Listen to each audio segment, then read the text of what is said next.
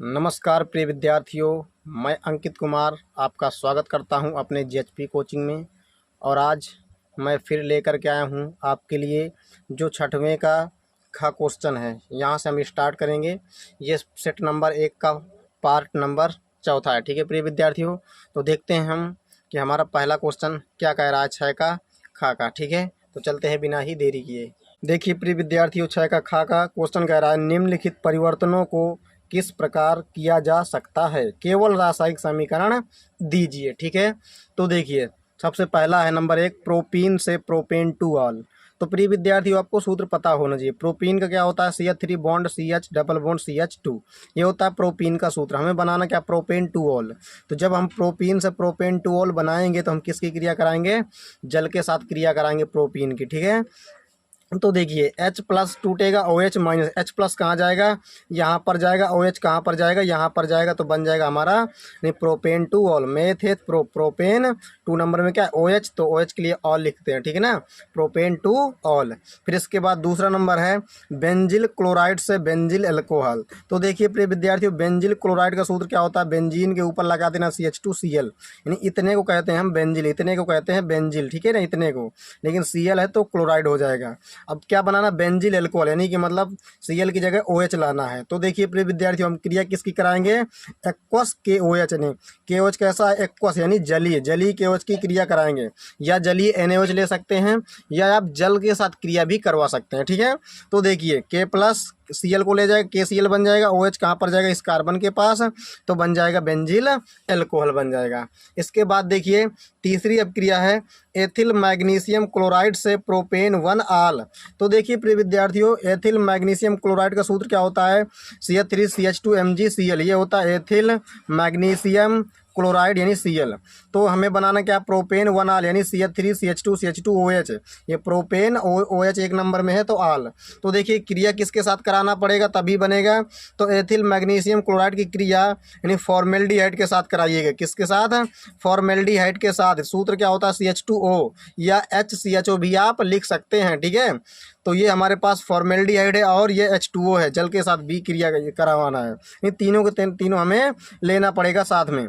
तो देखिए यहाँ से क्या होगा, यहाँ से HOH टूटेगा तो OH किसके यानी H किसके पास जाएगा, इसके पास है, H किसके पास, इसके पास जाएगा, तो CH2OH बन जाएगा। क्या बन जाएगा, CH2OH। और ये CH2OH जब बन जाएगा, H यहाँ पर आएगा, इससे H आएगा तो CH2OH बन जाएगा। CH2OH पूरा इसके पास चला जाएगा, इसके पास यानी इस कार्बन के पास, तो CH3CH2OH हमारा बन जाएगा, CH3CH2CH2OH। अब प्लस में निकल जाएगा हमारे पास Mg, और यहाँ से OH बचेगा और Cl यहाँ निकल जाएगा। लेकिन हमें वो नहीं लिखना है, क्योंकि हमें यही कह रहा था बनाने के लिए, केवल यही लिखेंगे, हम मुख्य उत्पाद ही लिखेंगे। ठीक है, इसके बाद देखिए चौथी अब क्रिया हमारे पास है, चौथे नंबर, वो कह रहा है चौथे नंबर में कि मेथिल मैग्नीशियम ब्रोमाइड से 2 मेथिल प्रोपेन टू ऑल। क्या बनाना, 2 मेथिल प्रोपेन टू ऑल बनाना है। तो देखिए मेथिल मैग्नीशियम ब्रोमाइड ये हमारे पास है, मेथिल मैग्नीशियम ब्रोमाइड हमें बना 2 मेथिल प्रोपेन टू ऑल, ये होता है मेथ एथ प्रोप। ठीक है ना, तो 2 नंबर में मैथिल है, 2 नंबर में क्या है, ऑल है हमारे पास, है ना। लेकिन ये क्या है, पूरा प्रोपेन, तो 2 मेथिल प्रोपेन टू ऑल, ये पूरा हमें बनाना है।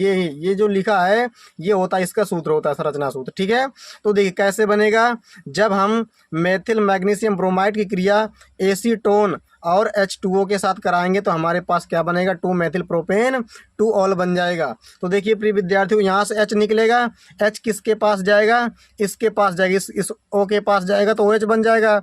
अब यहाँ बन जाएगा CH3CE और OH और CH3, ये पूरा का पूरा कंपाउंड फिर किसके पास जाएगा, इसके पास जाएगा, तो ये हमारे पास बन जाएगा। ठीक है, इसके बाद देखिए चौथी अब क्रिया है, सॉरी पांचवी है, फिनाल से पिक्रिक एसिड। क्या है, फिनाल से पिक्रिक एसिड बनाना है। तो देखिए यहाँ पर ये हमारे पास फिनाल का सूत्र होता है और पिक्रिक एसिड का सूत्र ये होता है हमारे पास। ठीक है, दोनों सूत्र पता होना चाहिए।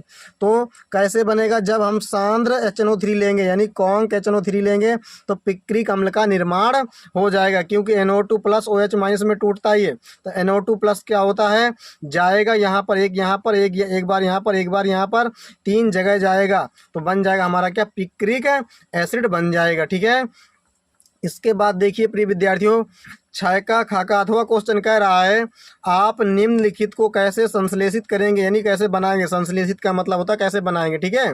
केवल रासायनिक समीकरण दीजिए। नंबर 1, एक उपयुक्त एल्कीन से 1 फेनिल एथेनॉल क्या बनाना है, एक उपयुक्त एल्कीन से 1 फेनिल एथेनॉल हमें बनाना है प्रिय विद्यार्थियों। तो एल्कीन यानी एक उपयुक्त एल्कीन कौन से लेना है, ये हमारे पास है स्टाइरीन, यानी कि मतलब ये हमारे पास एक प्रकार की क्या है, ये एल्कीन है, यानी बेंजीन के ऊपर CH डबल बॉन्ड CH2 बनाना है, ठीक है। ये हमारे पास है सूत्र है, ये हमें बनाना है 1 फेनिल एथेनॉल। तो क्रिया किसकी कराएंगे, जल के साथ कराएंगे। तो H+ कहाँ जाएगा, यहाँ पर जाएगा। OH कहाँ जाएगा, यहाँ पर जाएगा, 1 नंबर पर, ठीक है ना। 1 फेनिल एथेनॉल तभी हमारे पास बन जाएगा। इसके बाद देखते हैं दूसरी नंबर की अभिक्रिया। देखिए प्रिय विद्यार्थी, दूसरी अभिक्रिया कह रही है हमारे पास SN2 अभिक्रिया द्वारा एल्किल हैलाइड के उपयोग से साइक्लोहेक्सिल मेथेनॉल बनाइए। यही है ना। देखिए हमारे पास एक उपयुक्त एल्किल हैलाइड है, ये हमारे पास है, यानी कि मतलब इसको कहते हैं साइक्लोहेक्सेन। इतने को कहते हैं, इतने को क्या कहते हैं, साइक्लोहेक्सेन कहते हैं। और ये CH2X है, ये हमारे पास एक प्रकार का क्या है, ये कंपाउंड है जिसको कहते हैं एल्किल हैलाइड। लेकिन बनाना क्या, साइक्लोहेक्सिल मेथेनॉल, यानी कि मतलब प्रिय विद्यार्थियों इस X की जगह OH आ जाना चाहिए।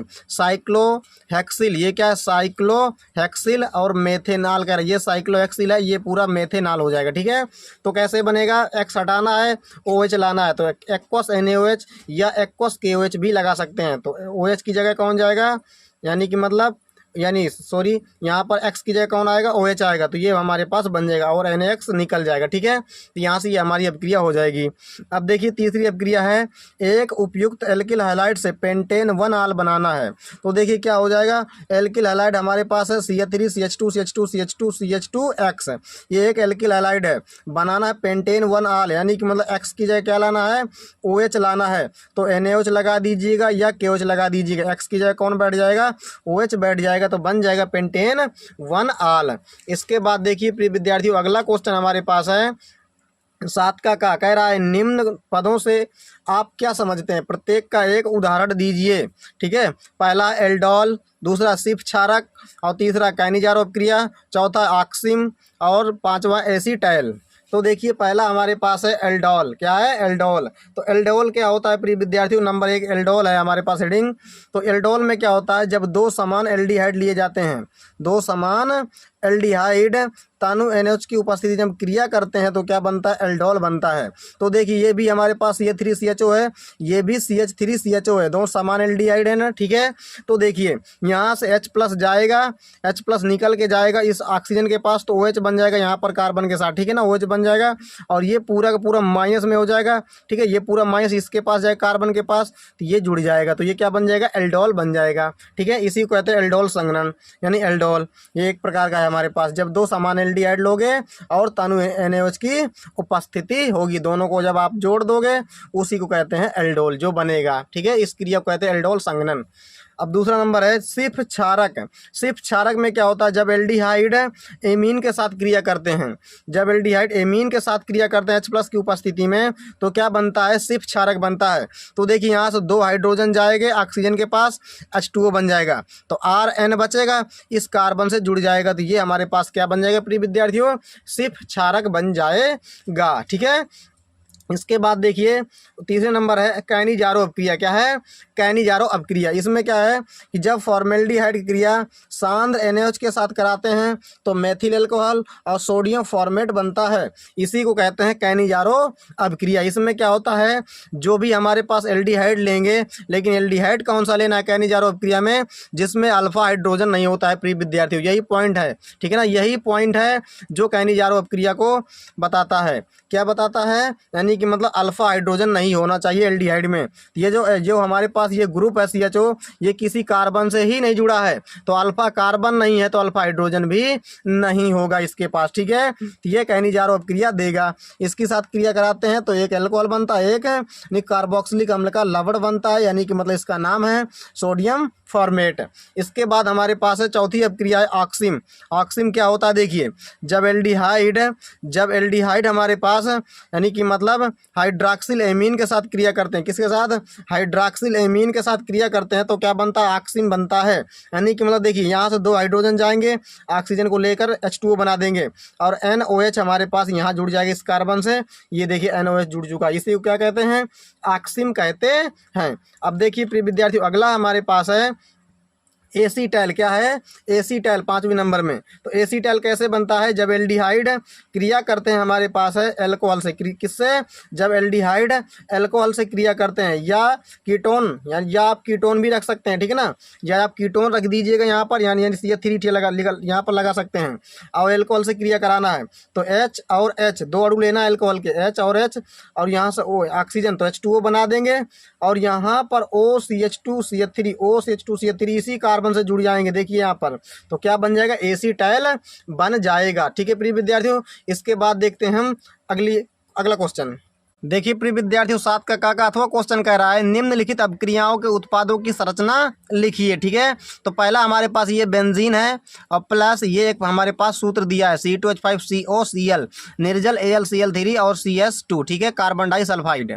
तो देखिए यहाँ पर हमारे पास क्या है, यानी क्या बनेगा कह रहा है। तो देखिए यहाँ पर हमारे पास क्या बनेगा, जो हमारे पास यहाँ पर Cl है ना, और ये यहाँ से माइनस में टूटेगा, ये पूरा हमारे पास प्लस में टूट जाएगा।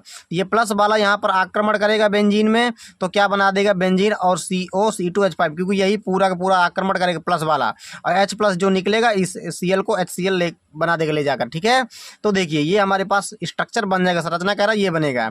अब यहाँ पर देखिए ये हमारे पास एक सूत्र है C6H5CH2 का होल टॉइज CD यानी कैडमियम प्लस CH3COCl है हमारे पास। ठीक है, तो देखिए जब क्रिया करेगा क्या बनेगा, यहाँ से ये हमारे पास प्लस में टूटेगा, ये माइनस में टूटेगा Cl। तो कैडमियम जो धातु है ये प्लस की होती है, इसके ऊपर +2 चार्ज होता है, तो ये कैडमियम इसको ले जा करके बना देगी, यानी कि मतलब CdCl2, और ये पूरा का पूरा जो ग्रुप है हमारे पास ये इसके साथ जुड़ जाएगा इसी के साथ, तो C6H5CH2 और ये पूरा ग्रुप आ जाएगा तो COCH3 हो जाएगा। ठीक है प्रिय विद्यार्थियों, ये बन जाएगा।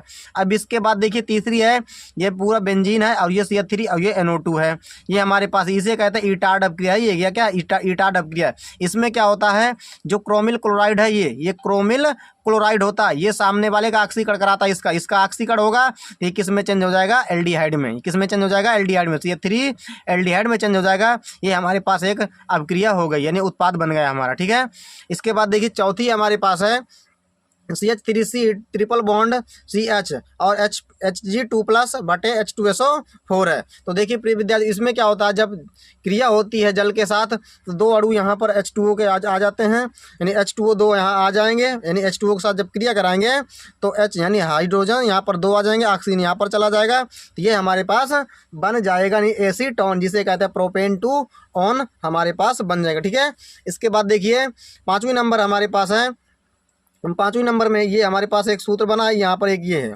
तो यहाँ पर क्या होता है, 2 हाइड्रोजन जाएंगे इस ऑक्सीजन के पास तो H2O बना देंगे, अब पूरा का पूरा CH3CH2 और N इसी के साथ जुड़ जाएगा। देख सकते हैं यहाँ पर जुड़ चुका है, तो ये एक प्रकार की हमारे पास संरचना बन जाएगी। इसके बाद देखिए प्रिय विद्यार्थी, अगला क्वेश्चन हमारे पास है, ये भी अच्छे क्वेश्चन है। ठीक है, 7 का कह रहा है निम्नलिखित को क्रम में लिखिए। क्या कह रहा है, क्रम में लिखिए। पहला है PKB मान के घटते क्रम में, यानी कि मतलब ये हमारे पास C2H5NH2 और कामा C6H5NH CH3 और कामा हमारे पास है C2H5 का होल्ट NH एवं C6H5NH2, यानी PKB के बढ़ते क्रम में लिखना है। PKB का बढ़ता क्रम कैसे लिखना, देखिए सबसे पहले हमें क्षारीयता का बढ़ता क्रम लिखना पड़ेगा। क्या लिखना पड़ेगा, क्षारीयता का बढ़ता क्रम, जस्ट उसी का अपोजिट होता है हमारा PKB का क्रम होता है, जस्ट उसी का अपोजिट। ठीक है ना, तो देखिए प्रिय विद्यार्थियों, सबसे ज़्यादा क्षारीय कौन होता है, 2 डिग्री वाला, सबसे ज़्यादा क्षारीय कौन होता है, 2 डिग्री वाला एमीन होता है। लेकिन ये ध्यान दीजिएगा, जो हमारे पास 2 डिग्री वाला जो क्षारीय कौन होगा ज़्यादा, यानी कि मतलब बेंजीन वाला या हमारे पास एल्किल वाला, तो बेंजीन वाला नहीं होता, एल्किल वाले होते हैं। ठीक है, ये क्योंकि यहाँ नाइट्रोजन के पास 2 एल्किल हैं, ठीक है ना, जिसे कहते हैं एथिल, लेकिन यहाँ नाइट्रोजन के पास एक हमारे पास बेंजीन है, एक हमारे पास CH3 है, हाँ, तो ये भी 2 डिग्री, ये भी 2 डिग्री, लेकिन ये ज़्यादा क्षारीय होता है, ये ध्यान लगाइएगा। ठीक है ना, जिसके बाद ज़्यादा एल्किल होते हैं, नहीं बेंजीन नहीं, तो ये ज़्यादा क्षारीय होगा। फिर इससे कम कौन होता है? 1 डिग्री वाला, यानी 1 डिग्री ये हमारे पास है, ये भी 1 डिग्री है, लेकिन ये बेंजीन वाला क्षारीय नहीं होता है ज़्यादा, ठीक है ना, इससे कम ही होता है एल्किल से। ये एल्किल है, ये एरिल होता है। तो एरिल वाले जो होते हैं वो एल्किल से कम क्षारीय होते हैं, ये ध्यान लगाइएगा। इसीलिए 2 डिग्री तो ये दोनों हैं, लेकिन कौन ज़्यादा क्षारीय होगा? एल्किल वाले, ठीक है ना, ये ज़्यादा क्षारीय, फिर इससे कम ये हो जाएगा। लेकिन अब इन दोनों में केस फंसता है। अब इन दोनों में कौन ज़्यादा क्षारीय होगा? तो हमारे पास ये ज़्यादा होगा। क्यों? क्योंकि इसके पास क्या, इसके पास ये जो हमारे पास ये फेनिल है ना, यानी कि मतलब एरिल, ये इलेक्ट्रॉन को लेने वाला होता है, ये इलेक्ट्रॉन को लेने वाला होता है। ये जो हमारे पास CH5 है, इसीलिए ये क्या करेगा? क्षारीय गुण को घटा देगा। लेकिन यहाँ पर एक तो लेने वाला है इलेक्ट्रॉन, लेकिन एक देने वाला, ये देने वाला होता है, ठीक है ना, इलेक्ट्रॉन को देने वाला, इलेक्ट्रॉन दाता होता है, लेकिन ये इलेक्ट्रॉन ग्राही होता है। इसलिए ये क्या करेगा? इलेक्ट्रॉन देगा और ये इलेक्ट्रॉन खींचेगा। यहाँ पर क्षारीय इन दोनों में कौन ज़्यादा होगा? यह होगा। यहाँ पर क्या, एक केवल घटाने वाला है, ठीक है ना। तो इसीलिए इसको आप आगे करिएगा और इसको पीछे करिएगा। तो ये क्या है? क्षारीयता का घटता क्रम है। ये क्या है? क्षारीयता का घटता क्रम है। इसी का जस्ट अपोजिट कर दीजिएगा, PKB क्रम हो जाएगा। यानी कि मतलब PKB मान किसका सबसे ज़्यादा होगा? इसका होगा, ठीक है ना। उल्टा कर देना, इसका, फिर इसके बाद इसका, फिर इसके बाद इसका, फिर इसके बाद इसका, ये हो जाएगा PKB का क्रम, ठीक है प्रिय विद्यार्थियों। अब देखिए यहाँ पर क्षारीय प्राबल्य के घटते क्रम में ये हमारे पास ये पूरे सूत्र दिए हैं, इन्हें घटते क्रम में लगाना। घटते क्रम में कैसे लगाइएगा? सबसे पहले डिग्री देखना है। तो देखिए डिग्री हमारे पास, ये जो हमारे पास दिया है, देखिए यहाँ पर जो हमारे पास दिया है, यानी कि मतलब C6H5NH2, और ये हमारे पास एक है, देखिए यहाँ पर ये हमारे पास प्रिय विद्यार्थियों, ये एक हमारे पास ये है, ठीक है, और ये हमारे पास है। इसके बाद ये यहाँ पर थोड़ा गलती है, ये हमारे पास है C2H5, ये क्या है? C2H5 प्रिय विद्यार्थी, ये ध्यान लगाइए, क्या है? C2H5 है, यानी घटता क्रम लगाना है। तो इसके पास एल्किल जाला है 2 डिग्री, ये हमारे पास हो जाएगा। फिर इसके पीछे कौन आएगा? ये हमारे पास आ जाएगा। फिर ये बचे बेंजीन वाले, तो इनमें से कौन ज़्यादा होगा? ये होगा, क्योंकि इसके पास एल्किल हैं, ठीक है ना, देने वाले इलेक्ट्रॉन। फिर इसके पीछे कौन आ जाएगा? ये आ जाएगा, क्योंकि इसके पास लेने वाला ही है। तो ये हमारे पास घटता क्रम होगा। अब देखिए क्षारीय प्राबल्य के बढ़ते क्रम में एनिलीन, ये हमारे पैरा नाइट्रो एनिलीन है, और एवं पैरा टैलुडीन है। तो देखिए प्रिय विद्यार्थियों, यहाँ पर क्या है? सबसे पहले हमारे पास पैरा नाइट्रो एनिलीन आएगा। क्या आएगा? पैरा नाइट्रो एनिलीन आएगा। फिर उसके पीछे, उसके आगे कौन हो जाएगा? एनिलीन हो जाएगा। कौन हो जाएगा? एनिलीन हो जाएगा। और फिर सबसे आगे कौन हो जाएगा? पी टालुडीन हो जाएगा। कौन हो जाएगा? पी टालुडीन। क्योंकि टालुडीन क्यों ज़्यादा हो जाएगा? क्योंकि इसके पास जो है ना, जब सूत्र बनाओगे इसका, तो बेंजीन और ऊपर लगा दोगे CH3, और उसी के सामने लगा दोगे, यानी कि मतलब NH2, क्या लगा दोगे? NH2 लगा दोगे। तो क्या हो जाएगा प्रिय विद्यार्थियों? जो हमारे पास CH3 होता है, वो क्या होता है? इलेक्ट्रॉन को देने वाला होता है, ठीक है ना। तो इलेक्ट्रॉन देगा, तो इसीलिए ये ज़्यादा क्षारीय होगा। ये ज़्यादा क्षारीय, उससे कम एनिलीन, और उससे कम हमारे पास ये हो जाएगा। क्योंकि इसके पास दोनों के दोनों जो ग्रुप हैं, यानी नाइट्रो और NH2, ये दोनों क्या होते हैं? ये नाइट्रो क्या करेगा? इलेक्ट्रॉन को घटाएगा, इलेक्ट्रॉन को लेगा, ठीक है ना, ये भी होता है। इसीलिए ये क्रम हमारे पास हो जाएगा। इसके बाद देखते हैं अगला नंबर। देखिए प्रिय विद्यार्थी, चौथा नंबर है जल में विलेयता के क्रम में। ये हमारे पास सूत्र है, इन्हें सजाना है, यानी विलेयता के क्रम में सबसे ज़्यादा विलेय कौन होगा? तो सबसे ज़्यादा विलेय होता है हमारे पास 1 डिग्री वाला। कौन? 1 डिग्री वाला सबसे ज़्यादा विलेय होता है। क्यों? क्योंकि इसके पास ज़्यादा हाइड्रोजन होते हैं, इसके पास ज़्यादा हाइड्रोजन होते हैं, क्योंकि इसीलिए ये ज़्यादा विलेय होता है। आप कहोगे भैया ये भी, इसके पास भी तो ज़्यादा हाइड्रोजन है। नहीं, लेकिन ये क्या है? यहाँ पर ये इलेक्ट्रॉन को लेने वाला है और ये इलेक्ट्रॉन को देने वाला है, इसीलिए ये आगे रहेगा, ठीक है ना, ये ध्यान लगाइएगा। तो ये हो जाएगा। फिर इसके पीछे हमारे पास कौन हो जाएगा? ये हमारे पास आ जाएगा 2 डिग्री वाला, ठीक है। इसके बाद सबसे लास्ट में हमारे पास होगा बेंजीन वाला, क्योंकि बेंजीन क्या होता है? ये जल में घुलता ही नहीं है, इसीलिए इसको सबसे लास्ट में ही रखना है, ये ध्यान रखिएगा, ठीक है। इसके बाद देखिए 5वां नंबर है क्वथनांक के बढ़ते क्रम में। ये इसे क्वथनांक के बढ़ते क्रम में लगाना है। तो देखिए प्रिय विद्यार्थियों, जो ऑक्सीजन की विद्युत ऋणात्मकता होती है, वो नाइट्रोजन से ज़्यादा होती है। क्या होती है? नाइट्रोजन से ज़्यादा होती है। इसीलिए ऑक्सीजन मजबूत के साथ बंधा होता है कार्बन से, ये ध्यान लगाइएगा। इसीलिए इसका क्वथनांक ज़्यादा होता है। फिर उससे पीछे एमीन को लगाना है 1 डिग्री को, वो सबसे पीछे 3 डिग्री को लगाना, 2 डिग्री को लगाना। सबसे पीछे किसको लगाना है? 2 डिग्री को लगाना है, ये ध्यान लगाइएगा। सबसे ज़्यादा ये होता है, ठीक है। अब इसके पास इसका क्वथनांक होता है, इसके पीछे इसका क्वथनांक होता है सबसे कम। इसके बाद देखिए प्रिय विद्यार्थियों, हमारे पास है अगला क्वेश्चन कह रहा है अगला क्वेश्चन है 7 का खाका अथवा कह रहा है कि निम्नलिखित का कारण बताइए। क्या कह रहा है? निम्नलिखित का कारण बताइए। नंबर 1 है एनिलीन फ्रीडल क्राफ्ट अभिक्रिया प्रदर्शित नहीं करता है। तो क्यों नहीं करता है? तो देखिए यहाँ पर आपको लिखना है एनिलीन क्षारीय स्वभाव के कारण AlCl3 से क्रिया कर लवण का निर्माण कर लेता है। क्या कर लेता है? क्रिया करके लवण का निर्माण कर लेता है। कौन? जो हमारे पास है एनिलीन। क्यों? क्योंकि वो क्षारीय होता है। एनिलीन कैसा होता है? क्षारीय होता है और AlCl3 से क्रिया कर लेता है। जब क्रिया कर लेता है तो किसका निर्माण कर लेता है? लवण का, यानी साल्ट का निर्माण। तो देखिए ये AlCl3 है, ये एनिलीन है।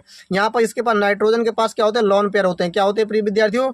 लॉन पेयर होते हैं। तो यहाँ पर AlCl3 यहाँ पर जाएगा तो ऐसे जुड़ जाएगा, यानी इलेक्ट्रॉन ये देगा, ये नाइट्रोजन क्योंकि ये जुड़ेगा ना तो इलेक्ट्रॉन ये देगा, नाइट्रोजन दे देगा, तो यहाँ पर पॉजिटिव चार्ज और एल्युमिनियम के पास निगेटिव चार्ज आ जाएगा क्योंकि ये ले रहा है और ये बॉन्ड बन जाएगा। तो ये क्या? कॉम्प्लेक्स साल्ट है। ये क्या? पूरा पूरा कॉम्प्लेक्स साल्ट है, यानी जटिल लवण है। ठीक है, देखिए प्रिय विद्यार्थियों इसके बाद अगला है, अगला नंबर कह रहा है दूसरा नंबर कि प्राथमिक एमीन के संश्लेषण में गैब्रियल थैलीमाइड संश्लेषण को प्राथमिकता दी जाती है। तो क्यों दी जाती है प्राथमिकता? यही बताना है। ठीक है, तो देखिए इसमें लिखना है आपको गैब्रियल थैलीमाइड संश्लेषण केवल शुद्ध प्राथमिक एमीन देती है। क्या देती है?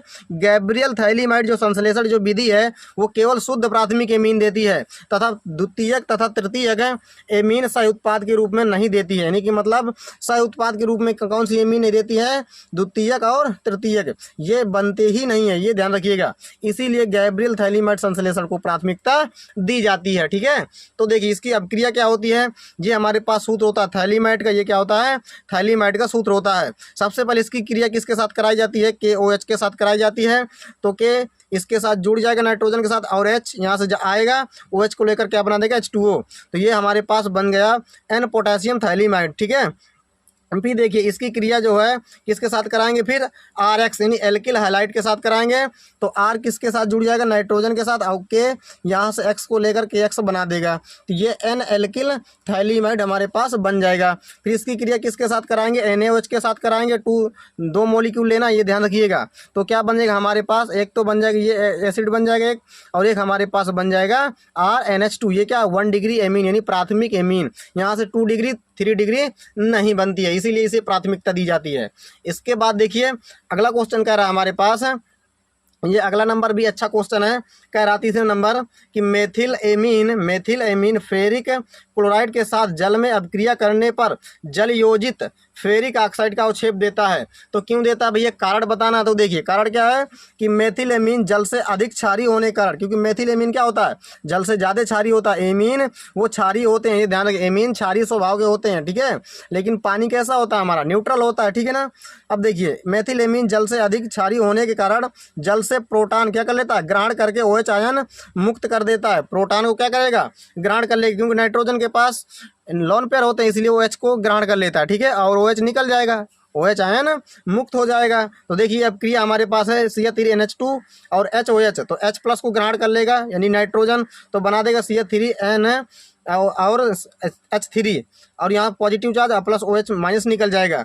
और ये जो हमारे पास OH माइनस है ये फेरिक क्लोराइड यानी फेरिक ऑक्साइड का अवक्षेप देगा। ठीक है ना। ये OH जब क्रिया करेगा इससे क्रिया करेगा, फेरिक क्लोराइड लिखे ना। फेरिक क्लोराइड का मतलब होता है Fe3+। फेरिक क्लोराइड का क्या मतलब होता है? Fe3+। जब ये क्रिया करेगा इससे तो बनाएगा Fe2O3 जिसे कहते हैं भूरा अवक्षेप। ये कैसा होता है? भूरा अवक्षेप होता है प्रिय विद्यार्थियों। ठीक है, यही इसका प्रिय विद्यार्थियों आंसर है पूरा का पूरा। तो आई होप प्रिय विद्यार्थियों आपको ये वीडियो हमारा समझ में आ गया हो, तो कृपया करके हमारे वीडियो को ज़्यादा से ज़्यादा शेयर करिएगा। और यदि अभी तक हमारे चैनल को आपने सब्सक्राइब नहीं किया है तो कृपया करके ज़रूर सब्सक्राइब कर लीजिएगा। ठीक है प्रिय विद्यार्थियों, इसके बाद हम मिलेंगे अगले सेट में। तो चलते हैं, नमस्कार, जय हिंद, वंदे मातरम।